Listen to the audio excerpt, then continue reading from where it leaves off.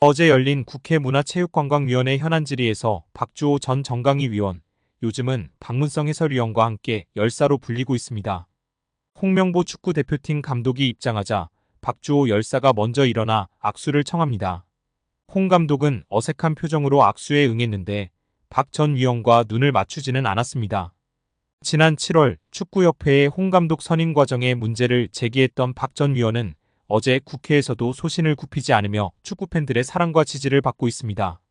특히 홍 감독이 전력강화위원들의 투표에서 최다표를 받았기 때문에 선임된 거라는 축구협회 측 인사들의 주장에 대해 거듭 의문을 제기했습니다.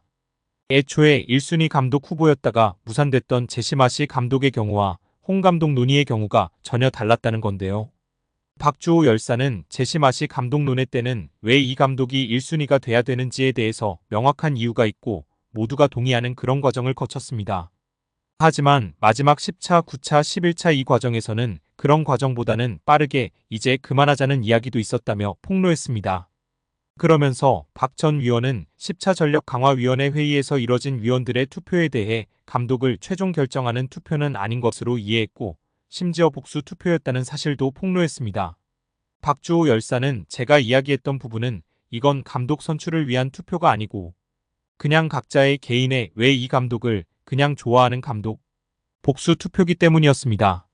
순위가 당연히 감독으로 결정되는 그런 과정은 아니었다고 이해를 했습니다.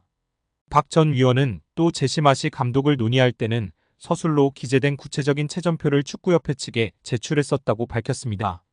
국회 문체위원들은 이 같은 증언을 토대로 홍 감독을 포함한 최종 후보 3인 때는 점수표나 회의록, 채점 결과 등이 일절 제출되지 않고 있다며 축구협회 측을 압박했습니다. 특히 축구 커뮤니티에서는 박주호 열사가 소신을 굽히지 않고 발언을 잘했고 홍명보 낙하산 감독에게 먼저 악수를 청하는 등 예의 바르게 소신껏 행동한 점에 대해 칭찬을 쏟아붓고 있습니다. 그럼에도 홍명보 낙하산 감독은 선배라는 놈이 박주호 열사로 인해 여기까지 왔다는 것을 알고 있어서인지 눈도 안 마주치는 추행을 보이고 있어 더욱 홍명보의 인간됨됨이를 알 수 있다. 추하다 추해, 부끄럽다 홍명보 등의 반응을 보이고 있습니다. 정몽규 대한축구협회장이 사선 연임을 노리는 것으로 알려진 가운데 자신의 3선 연임을 승인해준 스포츠공정위원장과 접대 골프를 친 의혹이 알려지며 화제입니다. 미래통합당 김승수 위원은 체육단체의 협회장은 3선을 하기 위해서는 스포츠공정위원회의 승인을 얻어야 한다면서 스포츠공정이 승인을 받은 직후 당시 스포츠공정위원장이던 김병철 위원장 등 8명을 정몽규 소유의 원주 오크밸리로 초대해 접대 골프를 했다는 제보가 있다고 밝혔습니다. 정몽규 회장은 언제인지는 모르지만 언제 한번 친 적은 있다고 답했습니다. 김승수 위원은 3선 승인을 받고 불과 몇 달이 채 되지 않은 상태에서 스포츠공정위원장을 불러 골프를 접대한 것이 굉장히 부적절한 일 아니냐고 추궁했습니다. 앞서 유인촌 문화체육부 장관은 정몽규 회장의 사선 가능성을 일축한 바 있는데요.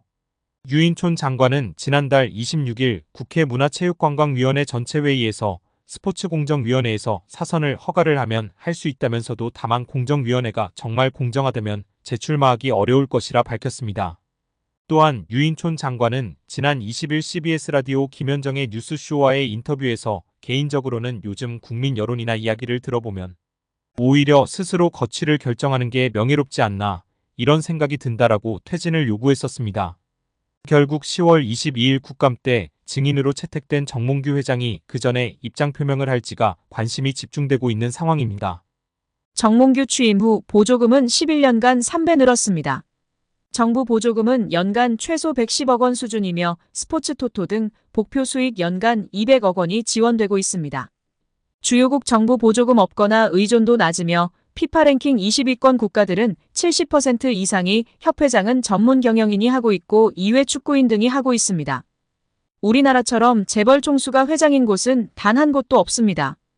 대한축구협회에 연간 약 300억 원의 국가재정이 투입되면서 수익에서 정부 의존도가 약 30%에 달하는 것으로 나타나며 충격에 빠졌습니다. 사실상 정부 재원이 아니면 운영이 어려운 셈입니다. 미국과 일본 등 주요국은 국가보조금 의존도가 낮은 가운데 축협의 재정 자립을 촉구하는 목소리가 나오고 있습니다. 18일 한경닷컴이 축협의 손익계산서를 분석한 결과 지난 2013년 이후 보조금과 복표 수익을 제외하면 연 평균 300억 원 적자를 기록하고 있습니다. 축협의 손익계산서는 정부 재정 비중이 상당한 보조금과 스포츠 토토 등으로 알려진 복표 수익을 포함해 계산하면 재정 상황이 좋아지는 것처럼 보입니다. 복표 수익은 국민체육진흥공단이 국민체육진흥기금 조성을 위해 운영하는 국가정책사업에서 발생하기 때문에 정부 재원을 배분하는 세금의 성격을 가지는데요. 축협의 당기순이익은 최근 5년간 코로나 팬데믹으로 입장료 수익 등이 없어 38억 원의 적자를 기록한 2020년을 제외하곤 늘어나는 듯한 모습입니다. 2020년까지만 해도 보조금과 복표 수익은 연간 300억 원이었는데 2022년부터는 500억 원 안팎으로 급증했습니다. 이렇게 지난 11년간 축협이 쓴 보조금은 총 1,809억 원, 복표 수익은 총 2,058억 원으로 총합 3,867억 원에 육박한다는 사실이 알려지자 축구팬들부터 국민들까지 분노가 들끓고 있습니다. 최고의 황금 세대를 가지고 제대로 일처리도 못하면서 정부 지원금이 무려 3,000억 원이 넘는 소식에 다들 뒷목을 잡고 쓰러지기 일보 직전입니다. 홍명보 감독은 11차 전력강화위원회의에서 행정적인 착오가 있었다고 생각한다. 전력강화위원장을 교체하면서 임명장이라든지 행정적인 절차가 없었다는 걸 어느 정도 인정할 수 있을 것 같다. 하지만 10차 전력강화위원회까지 위원들의 발언이나 전력강화위원회의 역할은 문제가 없다고 생각한다. 홍명보 감독이 대표팀 감독 선임에 행정적인 착오 오류가 있었던 것 같다고 느꼈습니다. 10차 전력강화위원회까지는 문제 없었지만 이임생 총괄이사가 맡았던 11차 전력강화위원회와 최종 감독 선임에 행정적인 오류를 느끼고 인정했습니다. 홍명보 감독에게 감독 결정 과정을 물었습니다. 마이크를 잡은 홍명보 감독은 그동안 회의록을 보지는 못했는데 여기 국회에서 회의록을 듣고 봤다. 개인적으로는 10차까지는 문제가 없었다고 생각한다. 다만 11차 행정적인 착오가 있었다고 생각한다. 전력강화위원장을 교체하면서 임명장이라든지 행정적인 절차가 없었다는 걸 어느 정도 인정할 수 있을 것 같다.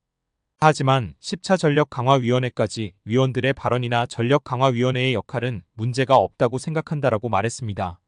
절차적인 문제점은 감독 사임할 생각이 없냐는 질문으로 이어졌는데요. 홍명보 감독은 이 문제를 가지고 감독직을 사임할 생각이 없다. 감독은 성적이 좋지 않다면 언젠가는 경질이 된다.